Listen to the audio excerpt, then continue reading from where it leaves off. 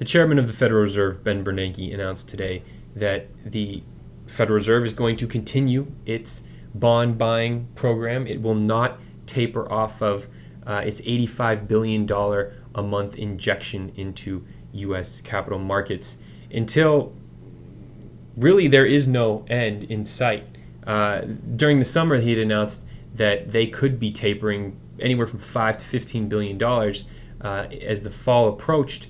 But with the debt ceiling looming and the sequestration cuts continuing to work their way through the economy, Bernanke and the other Federal Reserve officials have justifiably and, in our opinion, rightfully made a good call to continue to try and ease the economic shortcomings that the rest of the country has been feeling and that Congress has not been adequately trying to solve. The stock market index immediately jumped at the news. The S&P 500 set an all-time high. Gold was high. Oil set an all-time high. So the markets responded very well to the news. But again, this is not the ideal way you want to do it, but the Fed's there to be a backstop. It's interesting you brought up the sequestration and the looming government shutdown, because that's essentially what this Congress has been known for, is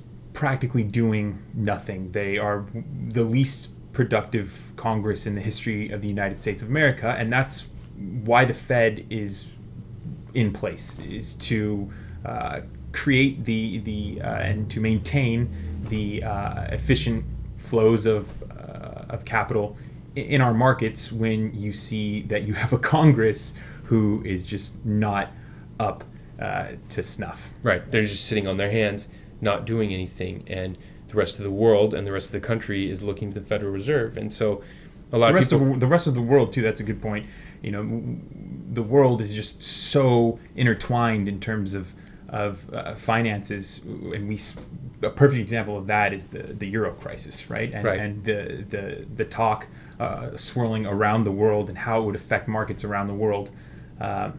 This has a huge effect on markets around the world, and it's been working. I mean, that's why we haven't seen the unemployment rate ticking up as the sequestration cuts have come into effect, as these other cuts that Obama has been forced to put into place because of the hostage-taking negotiation tactics of the Republican Party over the last couple of years around the debt ceiling and the budget and funding the federal government that the Tea Party is forcing them to do, that we just talked about in a video a few minutes ago.